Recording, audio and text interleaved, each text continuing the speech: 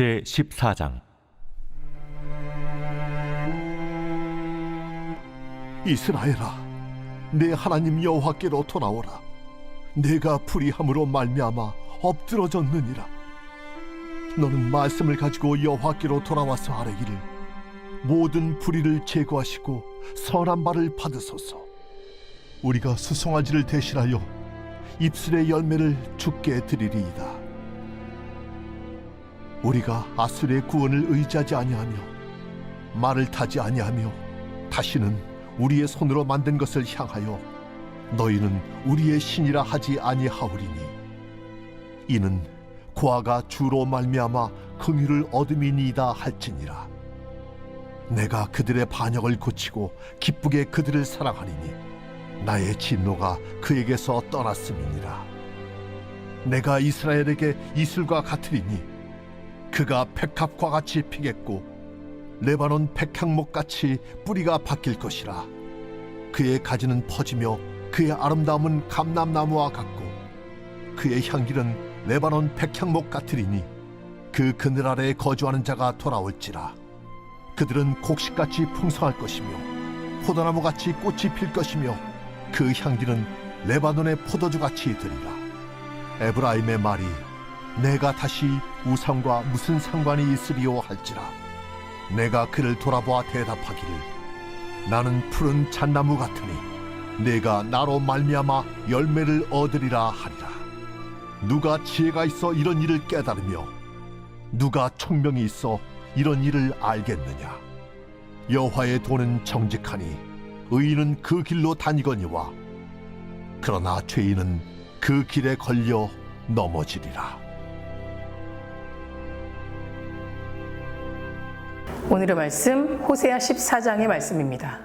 호세아 14장은 불의로 인해 엎드려진 백성을 향하여 여호와께로 돌아오라는 검명과 또 징벌 이후에 베푸실 주님의 회복의 약속, 그리고 그동안의 예언에 대한 깨달음과 실천에 대한 내용들이 나옵니다.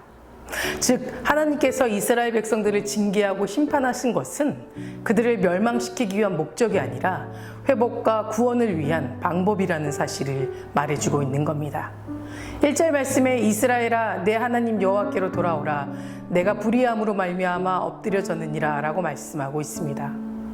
여기서 엎드려졌다라는 것은 그들이 하나님을 떠나 죄악 가운데 행하였던 그들의 죄 때문에 하나님께서 징계받고 또 고난당하고 있음을 나타내는 겁니다. 그런데 만약 하나님께서 이스라엘 백성들을 심판하시려는 것이 최종 목적이었다면 아마도 그들은 두로나 시돈 또 소돔과 고모라처럼 멸망하고 말았을 겁니다. 하지만 하나님은 그들에게 계속해서 선지자를 통해 말씀하셨습니다. 왜냐하면 하나님의 목적은 심판이 아니라 회복에 있었기 때문입니다.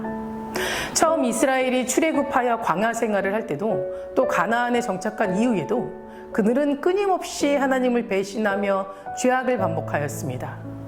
그로 인해 하나님은 그들을 징계하셨지만 동시에 그들에게 다시 돌아올 기회를 주시기 위해 선지자들을 보내어 회복할 수 있는 방법을 가르쳐 주셨습니다.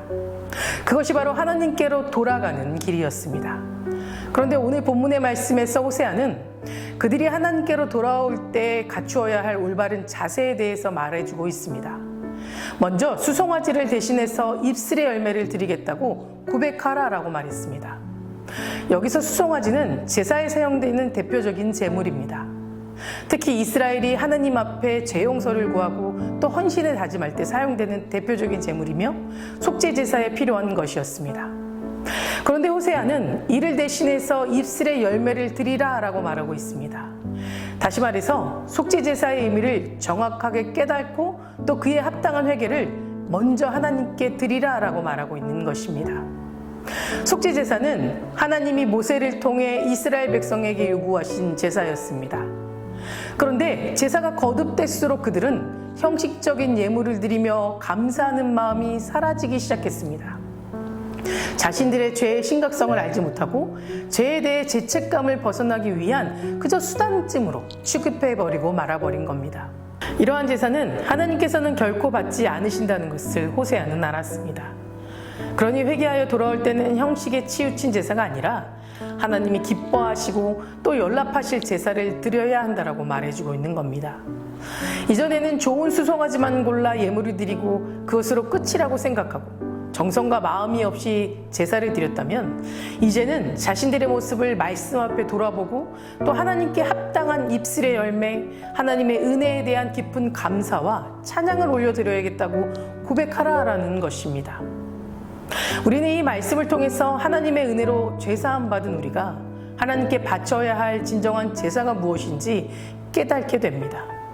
그것은 입술의 열매, 즉 말씀의 근거에 죄를 깨닫고 하나님 앞에 합당한 삶을 살고 바른 삶을 살도록 인도하시는 하나님의 은혜에 감사하면서 또 그에 합당한 삶을 살아가라는 것입니다. 우리가 하나님께 바쳐야 할 제물은 죄에 대해 통회하는 마음이고 하나님 말씀 앞에 자신의 마음을 의롭게 세우고자 하는 결단입니다. 바로 이것이 하나님이 가장 먼저 우리에게 요구하시는 것들입니다. 이 사실을 우리는 기억하면서 살아가야 할 줄 믿습니다. 이어서 호세아는 하나님께로 돌아가는 이스라엘 백성이 하나님 앞에 어떻게 행해야 하는지를 같이 말해주고 있습니다. 이스라엘은 아수르뿐만 아니라 주변의 강대국을 의지하면서 하나님을 배반하고 불신하는 죄를 지었고, 하나님을 믿는 백성으로서 살아가면서 동시에 주변 나라의 수많은 우상들을 함께 섬기는 죄까지 범하였습니다. 그런데 그들은 더 이상 아수르의 구원을 의지하지 않겠다라고 고백하며 다시는 자신들이 만든 것을 우상으로 섬기지 않겠다고 말하고 있습니다. 이처럼 회개라는 것은 하나님께로 돌아올 때 그것이 얼마나 큰 죄였는지 깨닫고 알아야 하고 또 다시는 이러한 죄를 범하지 않겠다고 고백해야 한다는 겁니다. 진정한 회개는 올바른 깨달음에서부터 시작됩니다. 하나님의 말씀으로 자신의 과거를 돌아보고 무엇이 잘못되었는지, 그리고 얼마나 허망하고 무의미한 삶을 살고 있는지를 깨닫게 될 때 우리는 참된 회개를 알 수 있게 됩니다. 말씀 안에서 참된 지식을 갖게 되고 진리 안에서 서게 될 때 우리는 참된 회개가 가능해지고 참된 생명의 삶을 살 수 있게 되는 것입니다. 예수님께서도 하나님의 말씀, 곧 진리로 사람들을 가르치셨고 그 진리 가운데 사람들이 세우시는 일에 힘을 다하셨습니다. 우리는 그리스도의 진리 가운데 바르게 서고자 힘써야 하고 바른 기준을 가지고 우리의 삶을 돌아봐야만 합니다. 우리가 죄 가운데에 거하면 진리 위에 굳건히 서지 못할 뿐만 아니라 스스로 만들어버린 우상을 의지하게 되는 죄를 범하게 되는 겁니다. 그렇기 때문에 우리는 항상 성경을 가까이 하고 그리스도의 인도하심을 따라 살아가야 합니다. 그렇게 될 때 우리는 죄악된 것들을 분별하게 되고 오직 살아계신 하나님만을 섬기며 의지할 수 있게 됩니다. 9절 말씀에 누가 지혜가 있어 이런 일을 깨달으며 누가 총명이 있어 이런 일을 알겠느냐. 여호와의 도는 정직하니 의인은 그 길로 다니거니와 그러나 죄인은 그 길에 걸려 넘어지리라 라고 말씀하고 있습니다. 여기서 여호와의 도라는 것은 호세아서의 전체를 통해서 제시된 여호와 하나님의 말씀, 하나님의 진리를 의미하는 겁니다. 호세아는 이 진리를 가리켜 정직하다라고 말합니다. 이는 그 진리가 절대적으로 올바르고 한치의 오류도 없이 정확하고 진실하다라는 것을 뜻하는 겁니다. 그런데 호세아는 그 진리가 아무리 옳고 바를지라도 진리를 대하는 사람들의 태도에 따라서 그것이 그 사람이 생명에 이르게 할 수도 있고 또 걸려 넘어져 파멸에 이르게 할 수도 있다라고 말해주고 있습니다. 또 호세아는 여호와의 도를 따라 걷는 자는 그 길에 걸려 넘어진 자를 각각 의인과 죄인으로 표현해 버렸습니다.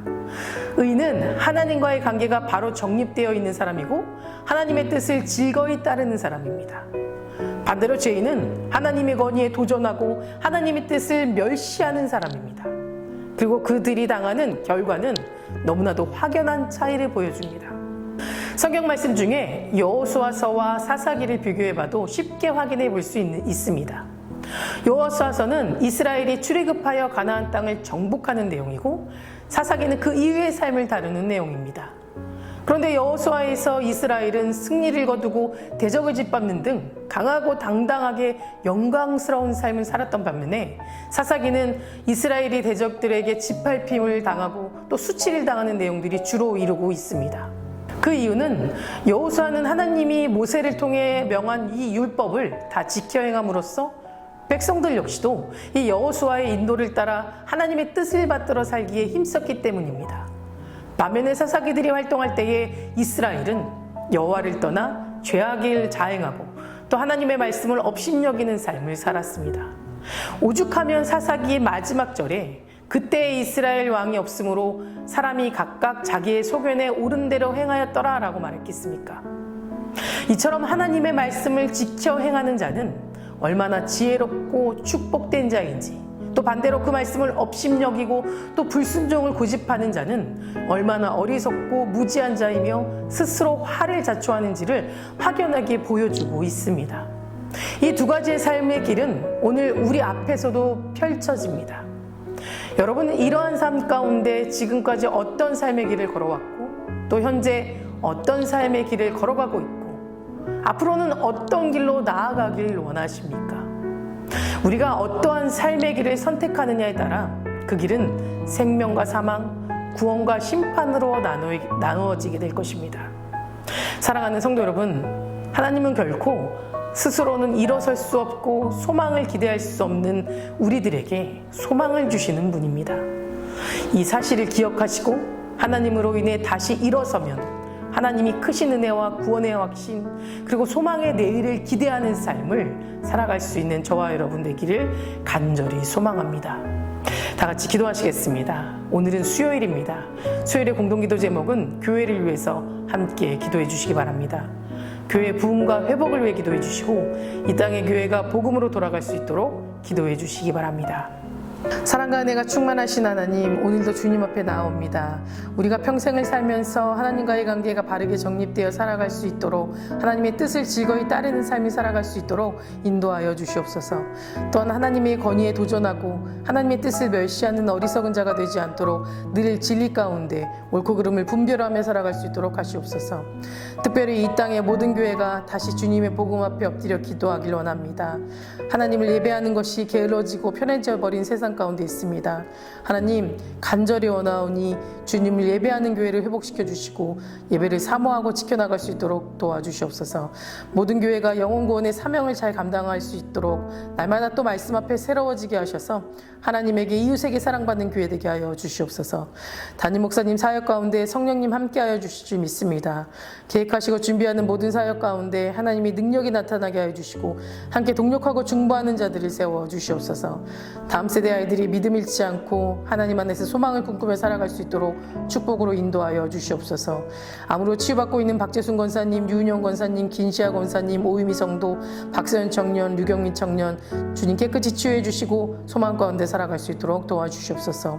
투석 중인 성도님들, 사고로 입원 중인 성도님들 힘을 더하여 주시고 또 우울증 공황장애 불면증 겪고 있는 성도님들에게는 담대함과 평안을 허락하여 주시옵소서. 새벽마다 1000번째 드리며 간구하는 기도 제목에 응답하여 주실 줄 믿사오며 이 모든 말씀 예수 그리스도 이름으로 간절히 기도드립니다. 아멘.